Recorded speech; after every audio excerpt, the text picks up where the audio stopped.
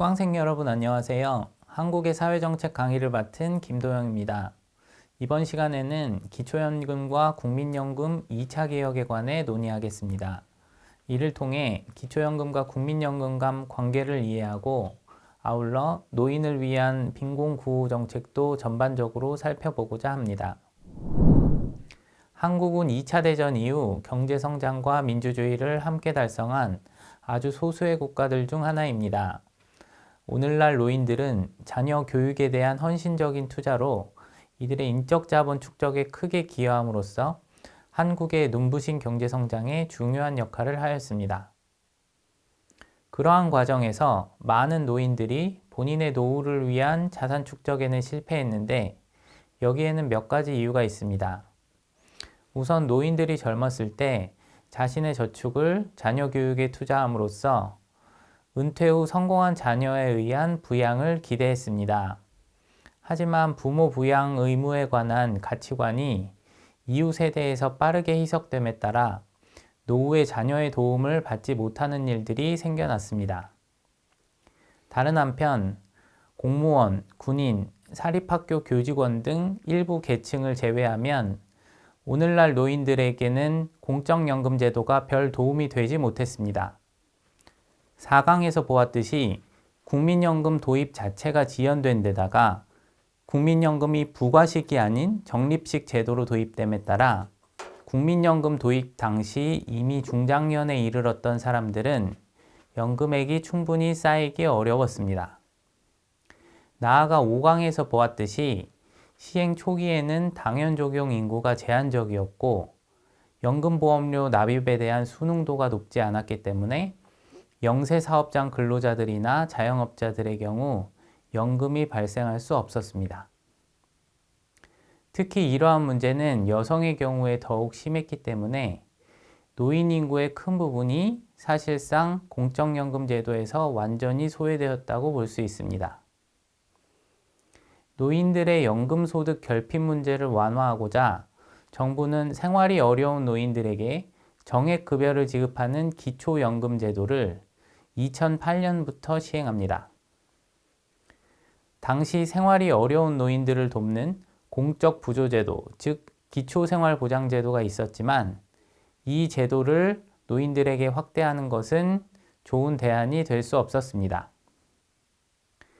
노인소득 빈곤이 워낙 광범위했기 때문에 기초생활보장제도를 확대하는 것은 엄청난 규모의 재정이 소요될 뿐 아니라 국민연금 제도를 쓸모없게 만들어버리는 문제가 있었습니다.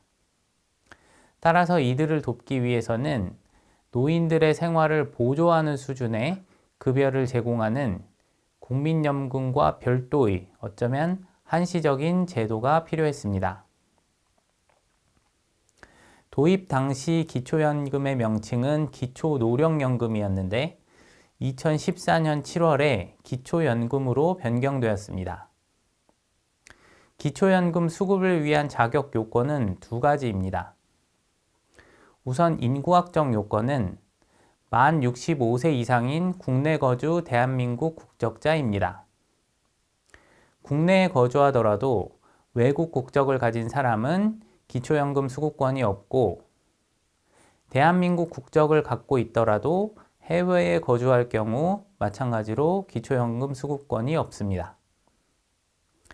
다음은 경제적 요건으로 노인 가구의 소득 인정액이 선정 기준액 미만이어야 합니다. 기초연금의 취지가 생활이 어려운 노인에게 급여를 제공하는 것이기 때문에 생활 능력을 측정하는 것이 필요하고 이를 위해서는 소득뿐 아니라 자산까지 고려해야 합니다. 소득 인정액은 간단히 말해 소득뿐 아니라 자산까지 모두 고려한 생활 능력의 척도라고 볼 수 있습니다. 더 정확히 노인 가구의 소득 인정액은 본인 및 배우자의 소득 평가액에 재산 평가액을 소득으로 환산한 액수를 더한 금액입니다. 여기서 재산은 부채를 제외한 자산, 즉 순자산을 의미합니다. 소득 인정액을 산정하는 방법에 대해서는 추후에 자세히 설명하겠습니다. 기초연금 수급자 선정 기준액은 65세 이상 노인 가구 소득 인정액의 70번째 백분위입니다. 소득 인정액이 선정 기준액 이하여야 한다는 요건은 노인 가구의 경제적 능력이 노인 가구 전체의 하위 70%에 속한다는 의미입니다. 생활 능력을 평가해서 수급자를 선별하고 선별된 사람들에게만 급여가 제공되는 복지 프로그램을 일반적으로 생활능력 심사 프로그램이라고 부릅니다.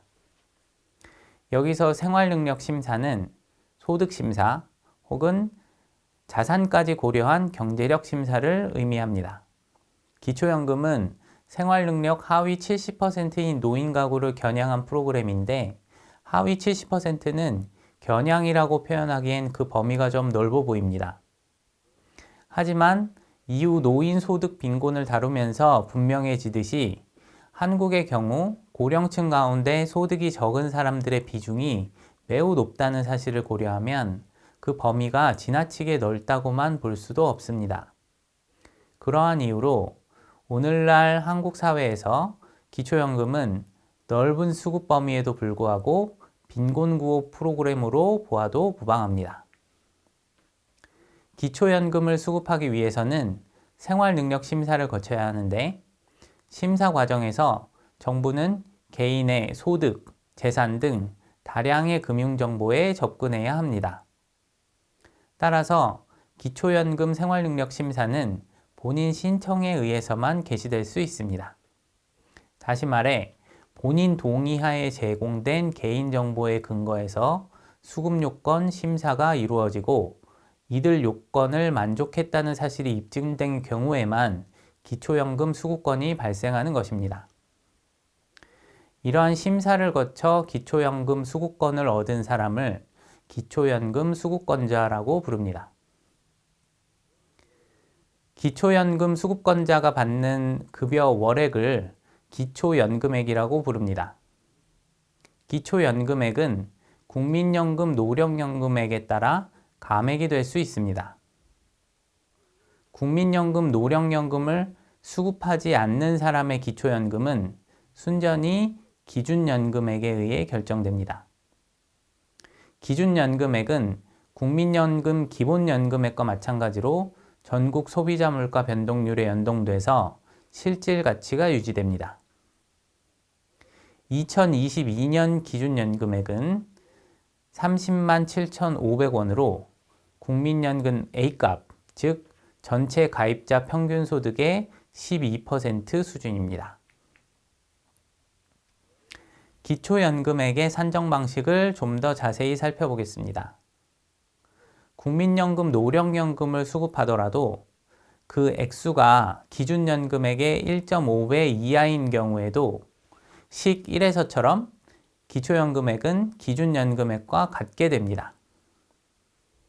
반면 매월 수령하는 국민연금, 노령연금액이 기초연금, 기준연금액의 1.5배를 초과할 경우 소득 재분배 급여금액, 다시 말해 국민연금 급여 중 A값을 기초로 산정되는 부분의 3분의 2를 곱한 금액이 기준연금액에서 차감되고 그 대신 기준연금액의 2분의 1로 산정되는 부가연금액이 가산됩니다.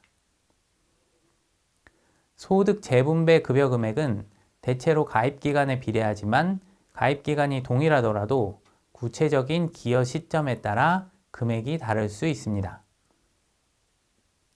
만약 소득 재분배 급여금액의 3분의 2가 기준연금액보다 클 경우에 기초연금액은 순전히 부가연금액에 의해 결정됩니다. 이를 수식으로 표현하면 식 1과 같습니다. 여기서 최대화 함수 max a, b는 두 항 a, b 중 더 큰 값을 반환하는 함수입니다.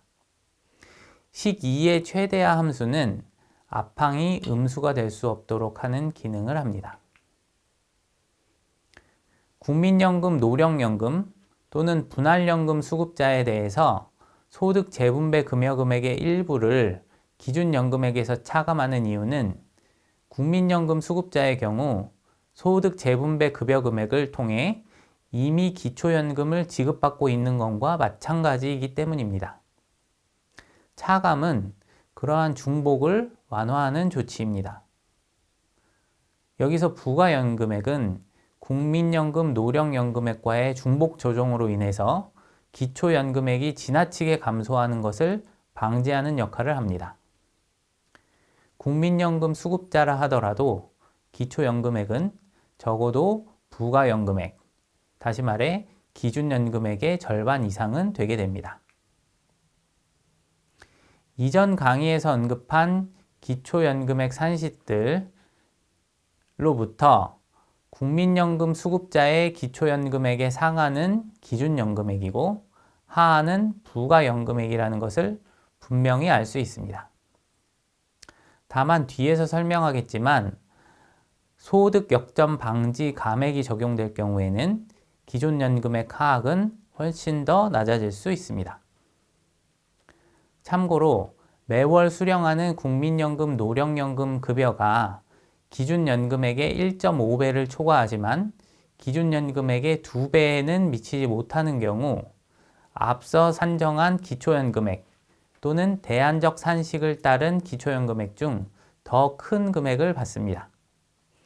여기서 대안적인 기초연금액 산식이란 기준연금액의 2.5배에서 국민연금 급여액을 뺀 것입니다. 다음 강의에서는 수급권자의 선정에 대하여 자세히 살펴보도록 하겠습니다.